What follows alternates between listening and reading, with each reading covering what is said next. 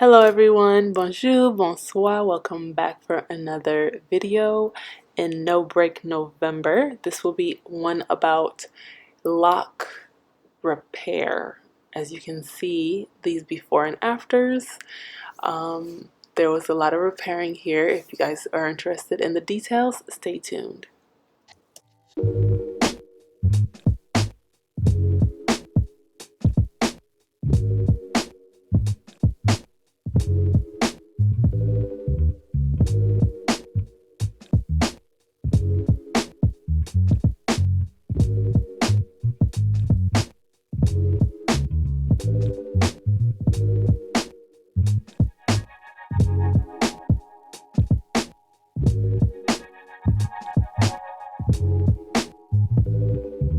Okay, so back to the beginning.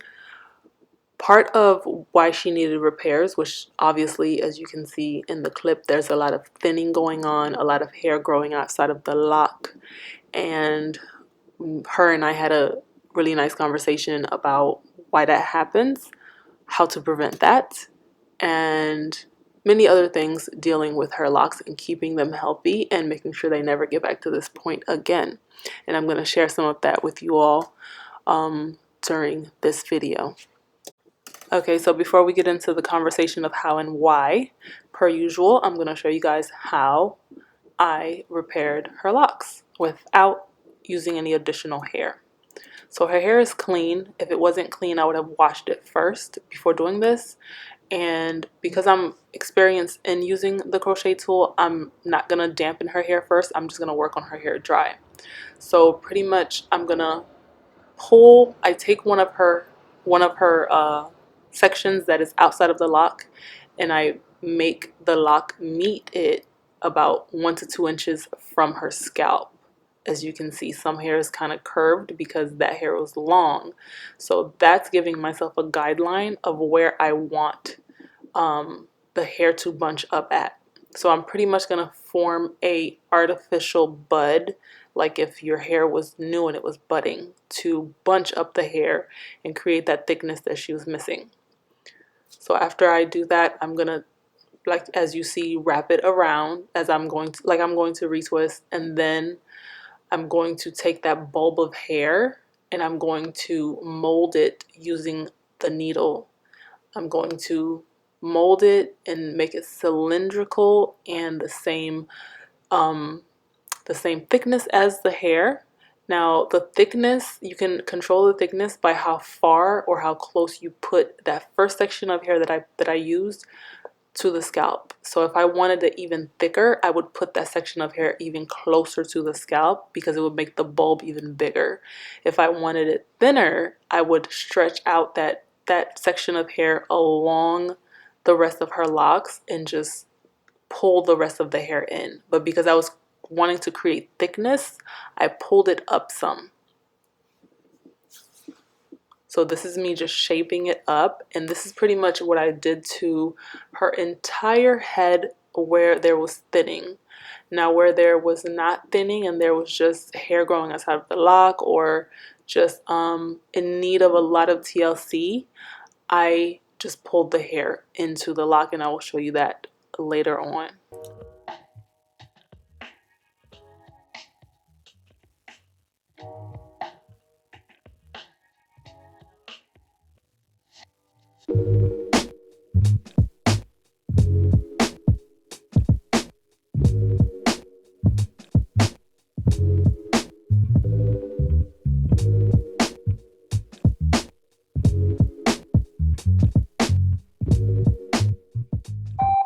So with this particular section, it's not really that the hair was thinning, it's that a good bit of it was outside of the lock. So I'm just going to twist it like I'm going to retwist, just to gather everything together. And then I'm going to take that loose hair and pull it into the section that seems to look like it's thinning, to regain that thickness and give it a stronger base.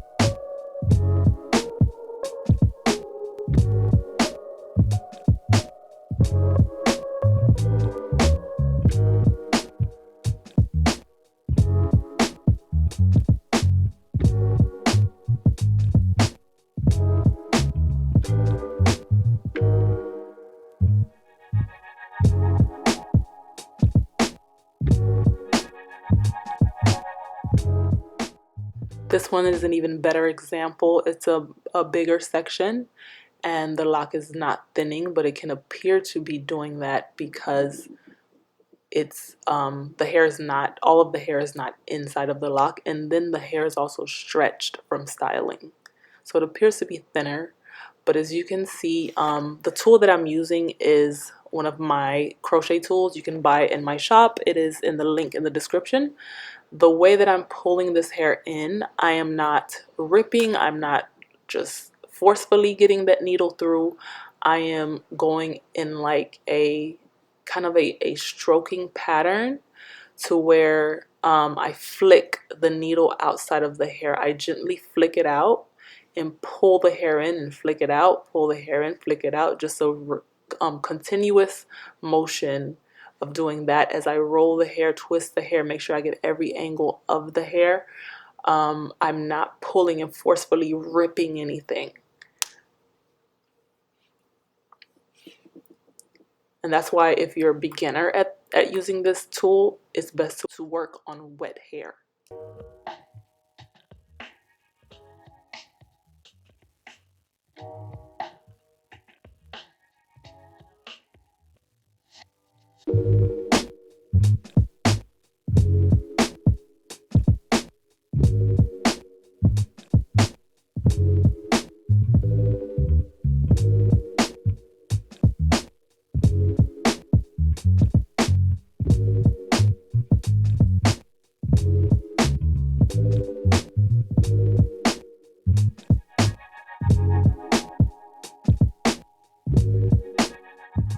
So obviously most of her problem areas were the perimeter when it came to the thinning. It was mostly around the back, around the sides, and around the front. In the middle, it was more so hair not being guided into the lock. So for these, I did the same thing you just saw around the sides of the head. These were just in worse shape than the ones that were at the side.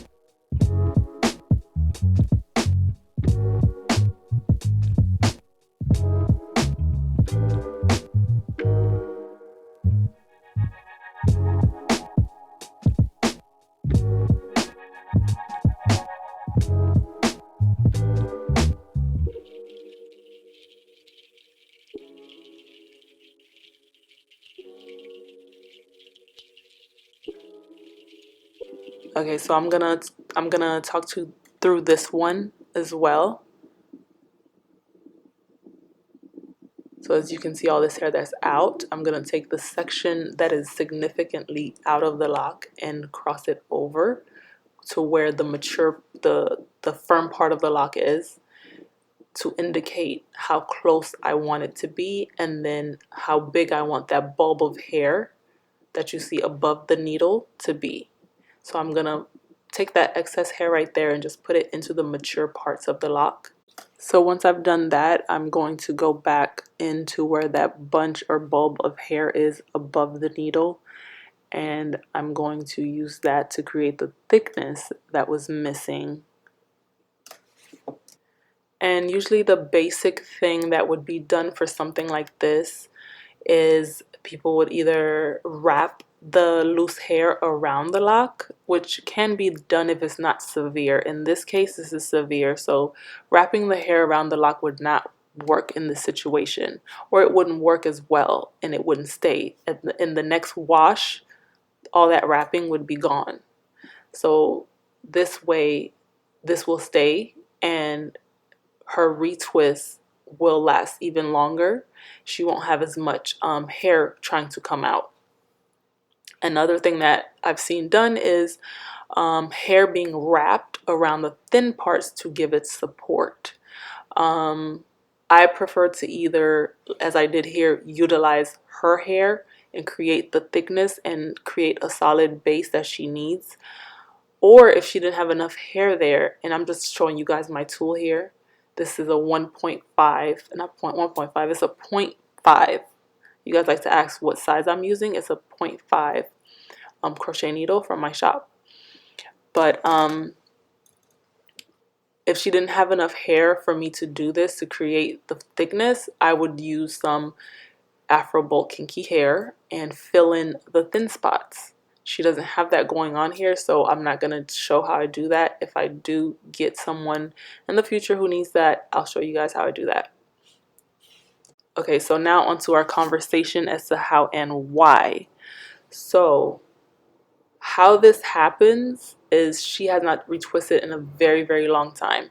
This is why I don't condone semi-freeforming if you don't understand why you're doing it, what you're going to do while you're doing it. Semi-freeforming is not just, I'm gonna let my hair go and that's that. You still have to take care of your hair. You're just eliminating the retwist. However, you still have to maintain the texture of your hair, the integrity of the texture, the elasticity, all of that.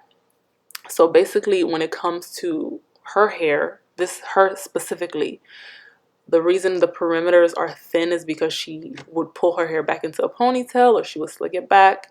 However, this would stretch out her hair, and this would not allow the hair to catch shedded, her locks to catch shedded hair to create that thickness.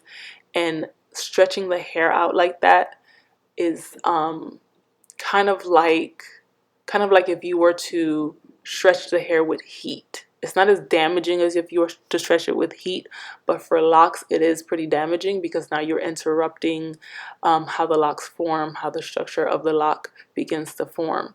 So slick backs, I used to do them when I semi-freeformed. They're great, but you have to understand as soon as you get home, you need to get some water on wherever the hair was stretched at. You need to have that integrity of your texture. That's why having locks requires you loving the texture that you have, because you need to maintain it to keep your hair strong.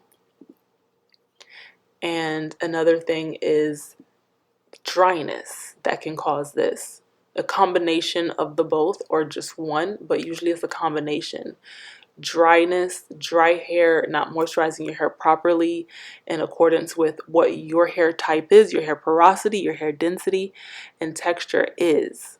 So that's something that you have to figure out. There's no one answer for everyone when it comes to moisturizing your locks. There is no one answer. So you have to figure out what type of hair do you have, what's your texture, what's your porosity, and figure out what your hair will need. People with fine textures are more susceptible to their hair breaking off, their hair getting really dry, their hair being low porous. So one general thing that I can say is find a moisture routine. Use oils that are closer to the body's natural oils that the body's going to produce anyway. So a lot of people like make the mistake of using oils. However, you're gonna need some H2O with that oil. You're gonna need some moisture. And even if you use something like rose water or whatever it is, you need to make sure it is more water than whatever the other product is. Sort of like our bodies, the way our bodies are made up. Our bodies are, it's more water than anything else. Your hair is like a plant. You're going to give the plant more water than anything else. Even if you give the plant a growing booster or anything it is, you're going to give it more water than anything else. Think of locks that way. And washing is one way to do that. And I also suggested to her to steam her hair, because steam is a more slow process of opening up the cuticles and letting that moisture seal into the hair. Washing your hair is great. However, that process doesn't guarantee that, okay, I just washed my hair, it's wet, it should be moist. No, that's not going to happen.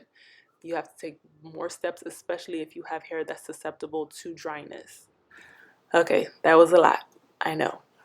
But basically, what I'm doing here is, as you can see, she's not thinning here, but there's a lot of hair that's just loosened out. So I'm pulling those hairs into the mature part of her locks. And then if her new growth is long enough, I crochet some of her new growth as well.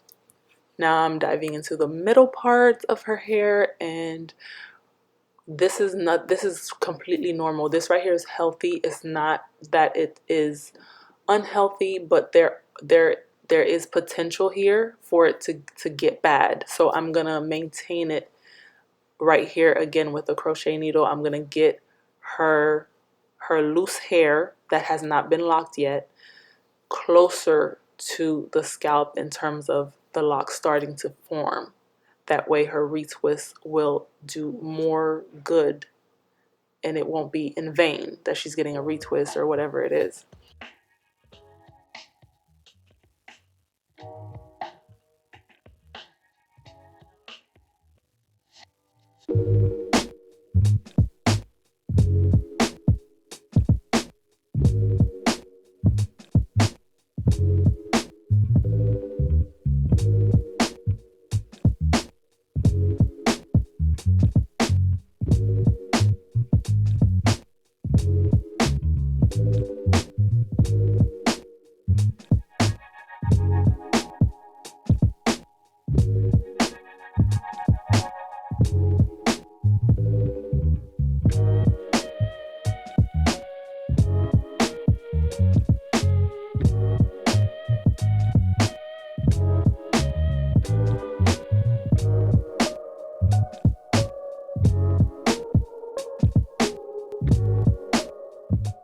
All right, and this is her hair after all and everything has been repaired. The thinning locks have been restored, and the bases that were really weak have been reinforced. And once again, I added no hair at all. I utilized her hair and the hair that she had coming out of the locks to reinforce her parts. And this is the style that we did after. If you would like to see how I did this style, stay tuned for more videos. I will upload that video probably the next day after this one. And that is all. Thank you guys so much for watching, and see you in another No Break November video. Bye.